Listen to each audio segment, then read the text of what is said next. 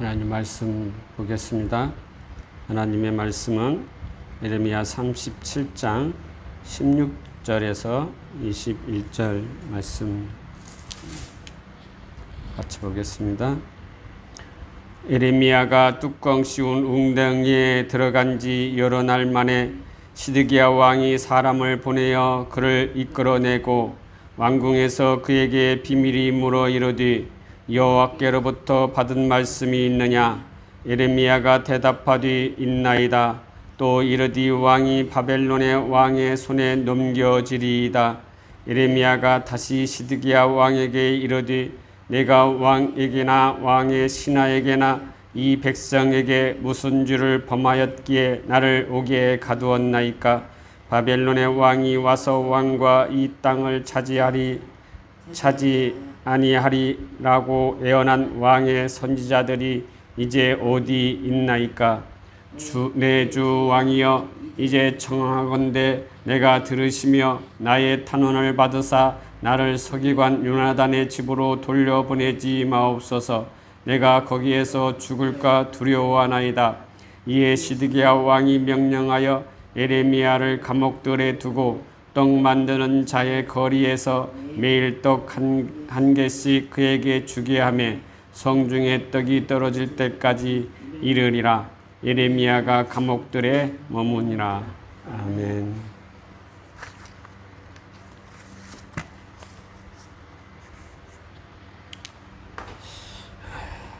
지난주에는 심판의 말씀이 선포된다면 이라는 제목으로 말씀을 나누었습니다. 예레미야 36장은 하나님의 명을 받은 예레미야는 서기관 바룩의 지시를 합니다. 하나님의 말씀을 기록한 두루마리를 낭독하라는 것이었지요. 하나님의 말씀이 선포되었을 때 두 부류의 사람들의 반응을 볼 수가 있다고 하였습니다. 한 부류는 세상의 흐름대로 왕에게 전하고 어떻게 하면 자신은 해를 당하지 않으려고 피신을 하고 세상의 기류에 따라 당장 불이익을 피하고자 하는 부류가 있었습니다. 또 한 부류는 하나님의 심판의 메시지를 받으면 우리의 잘못을 회개하고 어떻게 하면 죄에서 벗어나 하나님께 돌아갈 수 있을까 고민하고 돌이키는 부류라고 말씀하였습니다. 이들은 진정한 하나님의 백성이라고 할 수가 있는 것이지요. 이들은 어떠한 마음 자세를 가지고 있는 것입니까? 첫째로는 하나님의 심판의 말씀을 주의 깊게 듣는다는 것입니다. 둘째는 하나님의 심판의 말씀을 겸손하게 드린다는 것이지요. 셋째는 하나님의 심판의 말씀을 믿음을 가지고 듣는다는 것입니다. 이러한 마음 자세로 믿는 자들은 하나님의 심판의 말씀이 선포되어지면 그 말씀을 주의 깊고 겸손하게 믿음으로 받아 믿음으로 살아가야 하는 것입니다. 이것이 주의 백성들이라고 하였습니다. 오늘은 결코 멈출 수 없는 일이라는 제목으로 말씀을 나누겠습니다.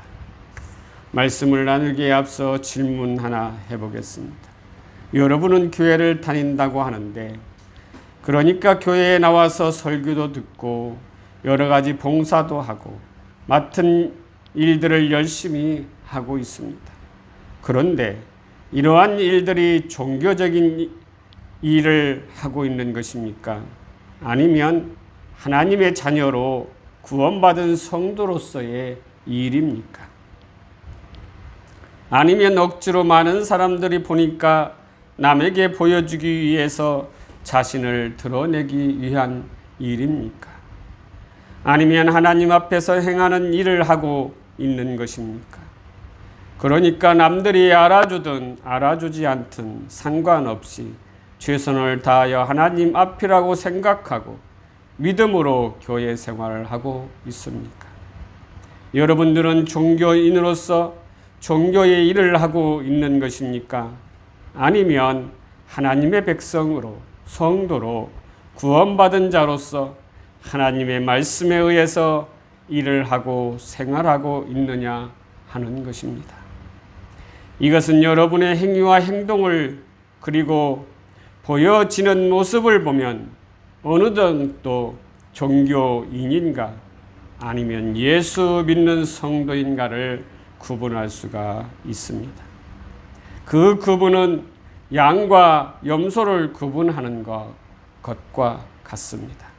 마태복음 25장 35절에서 36절에 보니까 너희는 내가 굶주릴 때 먹을 것을 주었고 목마를 때 마실 것을 주었으며 나그네 되었을 때 너희 집으로 맞아들였고 벗었을 때 입을 것을 주었고 병들었을 때 간호해 주었으며 갇혔을 때 찾아 주었다라고 말하고 있습니다. 그러면 이 의로운 사람들이 어떻게 말씀하고 있습니까?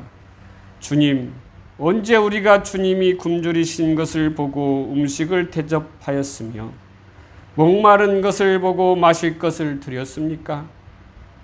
언제 우리가 주님이 나그네 되신 것을 보고 우리 집으로 맞아 드렸으며 벗으신 것을 보고 입을 것을 드렸습니까?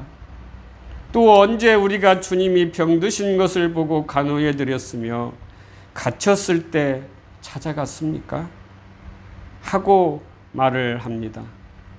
그때 왕은 그들에게 내가 분명히 말하지만 너희가 이들 내 형제 중에 아주 보잘것없는 사람 하나에게 한 일이 바로 내게 한 일이다 라고 말씀을 합니다. 그런 다음 그 왼편에 있는 사람들에게 저주를 받은 사람들아 너희는 내게서 떠나 마귀와 그 부하들을 위해 준비된 영원한 불에 들어가라 라고 말씀합니다. 그때 그들은 무엇이라고 말합니까? 너희는 내가 주님은 무엇이라고 말합니까? 너희는 내가 굶주릴 때 먹을 것을 주지 않았고 목마를 때 마실 것을 주지 않았으며 나그네 되었을 때 너희 집으로 맞아들이지 않았고 벗었을 때 입을 것을 주지 않았으며 병들고 갇혔을 때 돌보지 않았다라고 주님이 말씀합니다. 그런데 그들이 대답은 어떻습니까? 주님, 언제 우리가 주님이 굶주리신 것이나 목마른 것이나 나그네 되신 것이나 벗으신 것이나 병드신 것이나 갇히신 것을 보고 돌보지 않았습니까? 하고 말을 합니다. 그때 왕은 그들에게 내가 분명히 말하지만 너희가 이 보잘것없는 사람 하나에게 하지 않는 일이 곧 내게 하지 않은 일이다 라고 말씀하십니다. 그렇게 해서 이 사람들은 영원한 형벌을 받는 곳에 그리고 의로운 사람들은 영원한 생명을 누리는 곳에 들어갈 것이다 라고 주님이 말씀을 선포하지요. 양은 성도들입니다. 양은 아주 보잘것없는 사람들에게 먹을 것을 주고 물을 주고 병들고 갇히고 나그네 된 자들을 돌봐주고 자신은 언제 그것을 하였습니까? 라고 부인하는 자들이 바로 의로운 자들이라는 것입니다. 그러나 염소는 종교인이라 할 수가 있습니다. 종교인들은 주님, 언제 주님을 돌보지 않았습니까? 헌금도 하고 봉사도 열심히 하고 맡은 일에 최선을 다했습니다. 그리고 이렇게 교회도 많이 성장시켰습니다. 많은 사람들이 이 교회에서 예배도 드리고 주님을 찬양하고 말씀을 듣지 않습니까? 그들은 이렇게 주님께 고할 것입니다. 그러나 주님은 그들은 가짜 양이기에 영원한 형벌을 받는 곳에 던져진다는 것입니다. 이것이 종교인들의 최후입니다. 여러분은 종교인입니까? 아니면 하나님의 자녀요 성도들입니까? 진짜 마음 중심을 들여다보시기 바랍니다. 자신들은 분명하게 알 수가 있을 것입니다. 자신이 거짓 성도인가, 진짜 성도인가를 자신 본인은 분명히 알 수가 있을 것입니다. 하나님의 백성은 누가서 7장 18절 25절에 보니까 내 속 곧 내 육신에 선한 것이 거하지 아니하는 줄을 아노니 원함은 내게 있으나 선을 행하는 것은 없노라. 내가 원하는 바 선을 행하지 아니하고 도리어 원하지 아니하는 바 악을 행하는도다. 만일 내가 원하지 아니하는 그것을 하면 이를 행하는 자는 내가 아니요 내 속에 거하는 죄인이라. 그러므로 내가 한 법을 깨달았노니 곧 선을 행하기 원하는 나에게 악이 함께 있는 것이로다. 내 속사람으로는 하나님의 법을 즐거워하되 내 지체 속에서 한 다른 법이 내 마음의 법과 싸워 내 지체 속에 있는 죄의 법으로 나를 사로잡는 것을 보는도다. 오호라, 나는 공고한 사람이로다. 이 사망의 몸에서 누가 나를 건져내랴. 우리 주 예수 그리스도로 말미암아 하나님께 감사함이로다. 그런즉 내 자신이 마음으로는 하나님의 법을, 육신으로는 죄의 법을 섬기노라. 이와 같이 마음에서 우러나오는 오호라, 나는 공고한 사람이다. 이 죽은 몸에서 누가 나를 건져내랴. 이러한 고백이 중심에서 나올 때 그것이 진정한 성도라는 것입니다. 그래야 로마서 8장을 이루는 것이지요. 로마서 8장 12절에서 17절을 보시겠습니다. 그러므로 형제들아, 우리가 빚진 자로되 육신에게 져서 육신대로 살 것이 아니니라. 너희가 육신대로 살면 반드시 죽을 것이로되 영으로서 몸의 행실을 죽이면 살리니 무릇 하나님의 영으로 인도함을 받은 사람은 곧 하나님의 아들이라. 너희는 다시 무서워하는 종의 영을 받지 아니하고 양자의 영을 받아 이루어지느니라.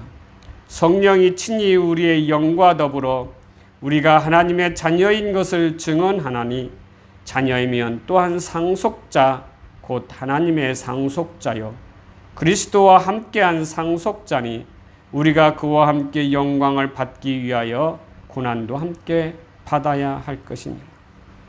하나님의 아들은, 성도들은 양자의 영을 받은 자들입니다.